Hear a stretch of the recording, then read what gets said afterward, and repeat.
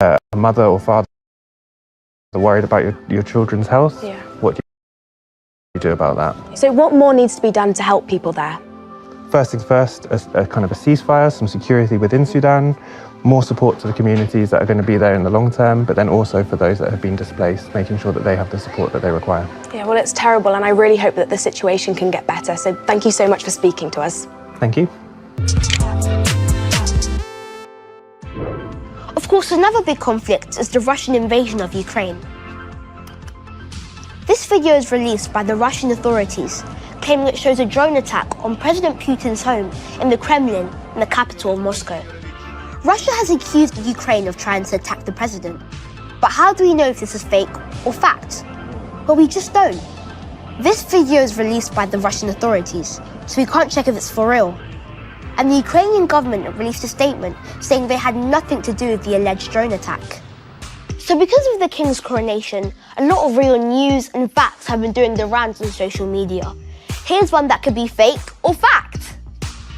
We all know the late Queen Elizabeth loved animals. She kept horses, racing pigeons, and of course, her famous corgis. Starting with her first dog, Sue, at the age of 18. Throughout her lifetime, the Queen owned over 30 Pembrokeshire corgis. But did the Queen actually invent a new dog breed? Fake or fact? We'll find out later. And here's a royal viral video of a recent visit to Birmingham by Prince William. He answered the phone and took a reservation at an Indian restaurant. The customer had no idea it was Prince William they were speaking to. Hello, Senior Street, how can I help? Do we have a seat for two right now? Right now? Probably half two. Maybe half two? As well as taking a booking, the Prince and Princess of Wales helped out preparing dishes in the kitchen. I wonder if they do that in the palace. So it's been reported that the coronation cost the UK government a lot of money to stage. Well, a lot of it went on security to make sure that everyone was safe. And there were also costs for decorating things like streets, the buildings, and of course, the ceremony itself. But some people on social media are asking if the expense was right, especially when so many families are struggling to pay the bills, as the cost of everyday needs like food and electricity become more expensive. But other people say that the coronation is an important tradition that attracts a lot of tourism, which brings more money into the country. Well, time to get your shout on this. We headed to Eleanor Palmer Primary School in Camden to hear what they had to say about the coronation. It's quite an important event, so somewhere high up, set around 75 million, 100 million. Yeah, I thought about like 50, 75. 50 million? Yeah, or something like that. Whoa, that is £100 million. That is like a lot of money. 100 million, that's a lot. Yeah, you got it right. How? I guess But how? 5 million. But like actually how can it cost that much? It makes sense. It's a very, very nice special occasion where, you know, King Charles will be crowned king. It is for a coronation that doesn't happen much. And also, like, billions of people are going to be watching it across the world. It should be special. That's far too much. Like, there's a lot of problems in the UK and they could use that kind of money to help them. But no, you're going to spend it on a coronation. I think like it doesn't happen very often and it's a really big thing and everyone wants to come, but most of the money could be used on the environment. Yeah, they could portion it up. The nurses that are on strike and the situation in Ukraine could also be aided by that. Well, if they decided to cut back the amount of money to, like, let's say 10 million, what would you choose to spend the money on? There's all these people striking because they don't have a high enough pay. That money could just go to them. I don't think it is worth it. I get he has to have his moment, everyone else has, but there's not much happiness of sitting in front of a TV for ages, just waiting for a crown to go on someone's head.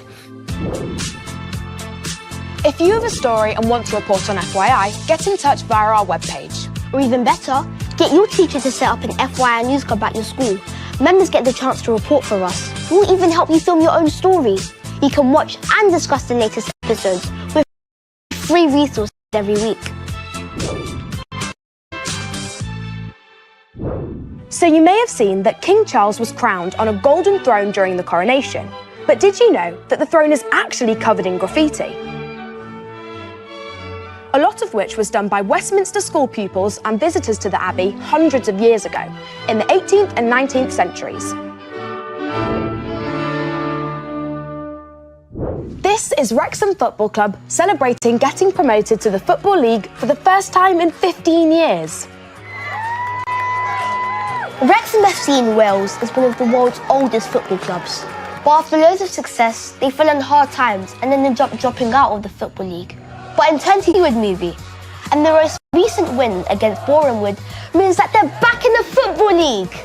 I can't believe that I'm in a place in my life where any sports team, let alone one I happen to somehow be a co-chairman of, has affected me this deeply. Like, I feel like there was a DNA change when we lived through that Boreham Wood moment. So what's next for Wrexham Football Club? Well, we've got a hold of superfan Dylan to find out more.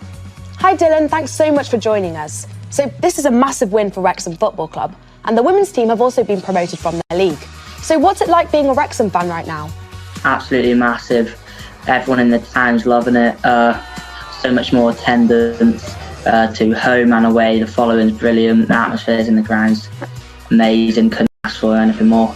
So is it safe to say that Rob and Ryan are hits not just with football fans but with Wrexham as a city? Why are they so popular? Lovely, nice people caring. What they've done for this town, they've helped us bring it back and get us in the place we belong. So what's next for Wrexham Football Club, and how far do you think this can now go? Hopefully promotion.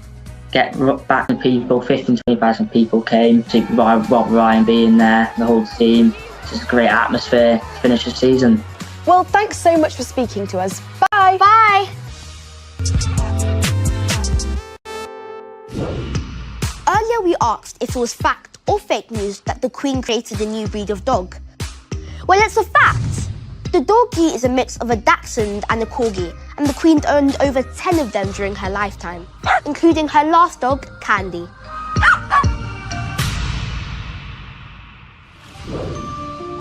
Peter Pan and his friend Tinkerbell are back, taking 3 children from London on an epic adventure to a land where they'll never have to grow up. I don't think that's a bug. Peter Pan? Were you expecting someone else? What do you think young people can learn from this film? One of the most important sort of points to take away is the importance of friendship, and definitely not taking your friends for granted. I think the central theme is about growing up, and what I love is that the film has a really honest conversation about it. They don't shy away from how scary it seems. I don't want to grow up.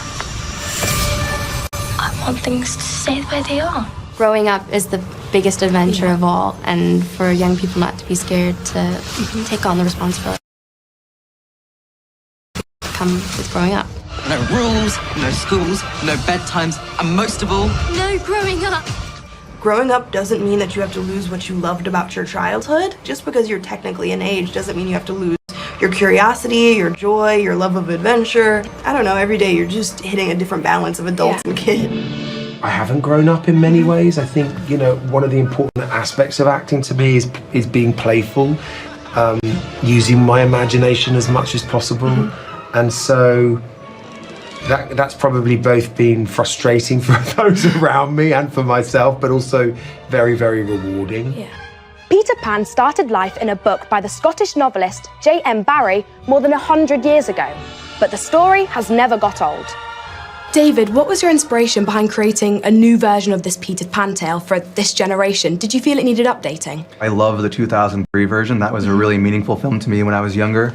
But I felt that here in 2023, we could really introduce this story to an entirely new generation with a different perspective. Captain, it's Peter Pan. Never say his name. So, Jude, what made you want to play the character of Captain Hook? The opportunity of learning to sword fight and to muck around on a pirate ship and stand on top of gigantic crocodiles, and I mean, all of that sort of stuff is playful and fun and an extraordinary sort of place to be, really. Just like old times. All your times are old, Captain. Now, I have to ask, what was it like filming the flying scenes? Because it looked incredible. So much effort goes into each scene. You have to work on the taking off, the flying itself, and then the landing. But it was so much fun.